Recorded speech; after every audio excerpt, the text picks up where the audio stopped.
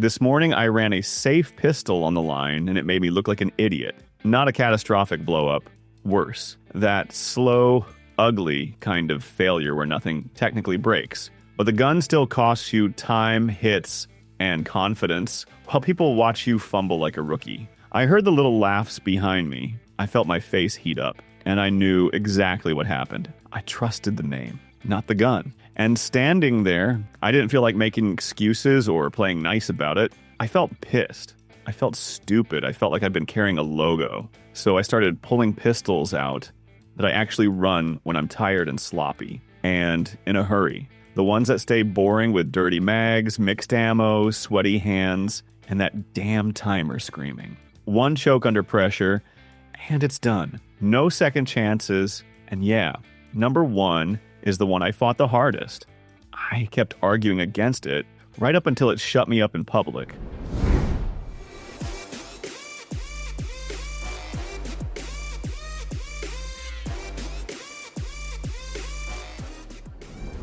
Safe was open on a Saturday, and I was in that stupid clean my life up mood. Keep pile, go pile. No nostalgia, the CZP-10C hit the go pile fast.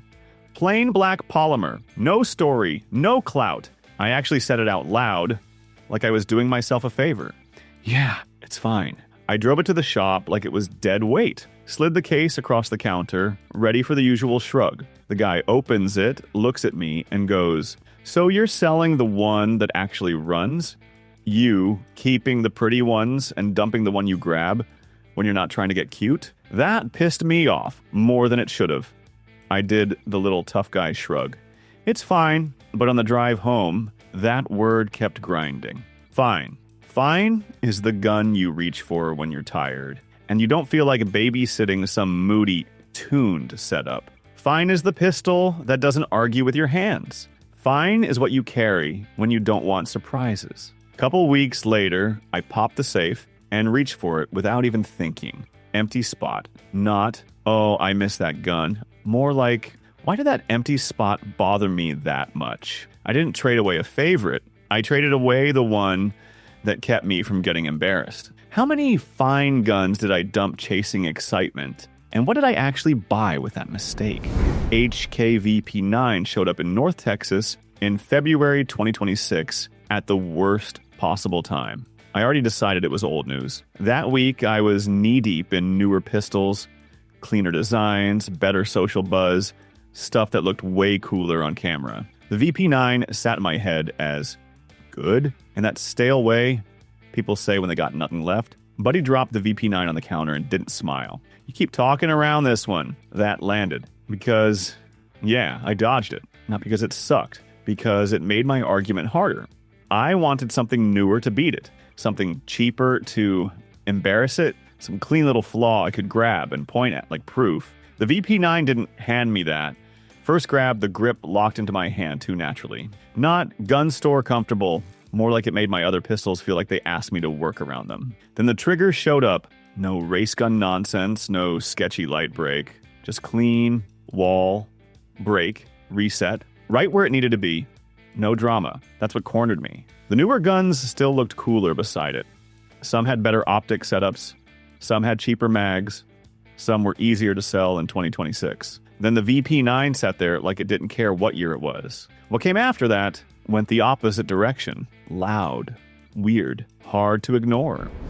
Christmas Eve outside Fort Worth, cold rain ticking the windows, kids running through the kitchen with wrapping paper stuck to their socks. Everybody half asleep from food and football. And then my cousin walks in with a hard case, like it's evidence. No announcement, no check this out. He waits until dessert plates get shoved aside, sets the case on the dining table, flips the latches, and there it is, FN57. The whole room shifted before anybody even touched it. Long slide, weird proportions, too light when you pick it up. First time it hits your hand, it has that "this feels fake" energy. One uncle grabbed it and laughed, "This thing feels fake." That was the spark.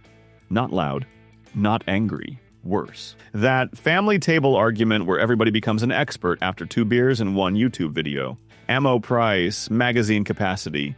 No normal person needs that. Recoil being unnatural. And then somebody said the price out loud and the room blew up again. My cousin just sat there grinning. He didn't bring the most practical handgun. He brought the one nobody could ignore. Honestly, it doesn't fit the normal conversation. It turns everything into a fight. But when you actually shoot one, the recoil barely moves. It stays stupid flat. After a few magazines, the weirdness starts making sense, and that's when it gets dangerous. By the end of the night, nobody remembered the other pistols in the case. Everybody remembered the FN, and the last gun on this list, that one didn't start an argument. It ended one. Then a month later, I was in an indoor range in Austin, lane lights buzzing, that burnt powder smell stuck in the back of your throat. Instructor stood just off my right shoulder, close enough that I could feel him watching my hands, not the target. Buzzer went off before I felt ready. Springfield Armory Echelon 4.0C sat in my grip like it already knew I was about to get sloppy. First stirring, I pushed too hard.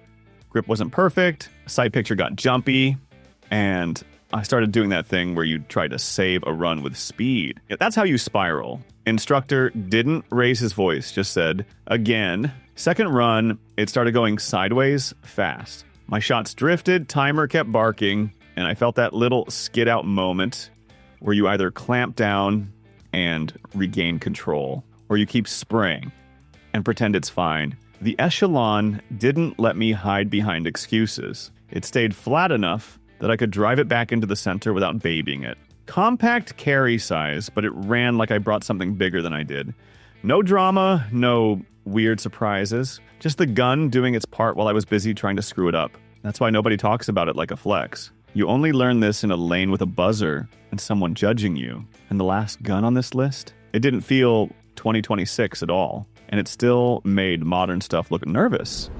My uncle's Beretta 92FS looked like it had been punished for years and never filed a complaint.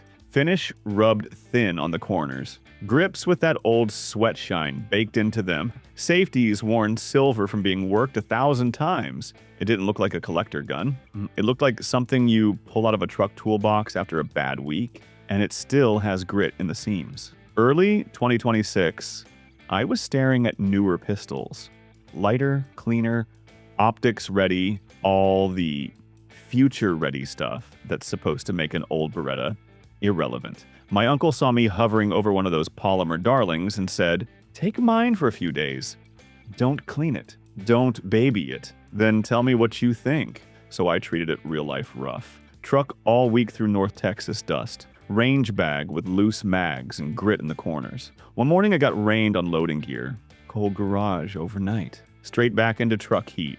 One lazy wipe with a rag that probably made it dirtier. And it hit me. If you needed your modern pistol tomorrow, would you be willing to treat it like this today and still trust it after? The 92FS never acted delicate. It stayed smooth, settled, like it already survived whatever your new pistol is still trying to prove. In early 2025, I had a Taurus G3C that started acting up at the worst time. Nothing dramatic, no explosion, just that ugly kind of jam that shows up when you're already rushing. Slide hangs, rhythm breaks, and now you're standing there trying to pretend it's not a big deal while fixing it. I remember thinking, all right, maybe it's just ammo. Maybe it's me. That's how it starts. I reached out, tried to get it sorted the right way. Got nowhere, no real fix, no clean answer. Just that feeling like you're on your own with it. So I paid out of pocket and had it worked on locally. After that, it ran. No more jams, no more weird behavior. It did exactly what a budget pistol is supposed to do. You take it out. It works. You go home. No drama. But something shifted. I stopped asking it the same questions. I didn't run it the same way. Didn't push it the same way. Didn't expect it to carry me through sloppy moments or rushed runs. It stayed in its lane, and I stayed in mine. And yeah, it hasn't failed me again. But that's not the same thing as trust. It runs. I respect that. I just know exactly where the line is now. Which pistol stays boring when you're tired, rushed, and one bad moment turns into a real problem? Every gun in this list did something I respect, and every gun in this list still has something that bugs me. If a pistol feels perfect, I don't trust it. Perfect usually means I just haven't pushed it hard enough yet. So tell me straight, what's the handgun that earned your trust the hard way in 2026? And what's the one that betrayed you when it mattered and you tried to pretend it didn't? Drop the stories. Don't post specs, post the moment. I'm Steve. Trust never stays paid off. It just waits for the day you get lazy.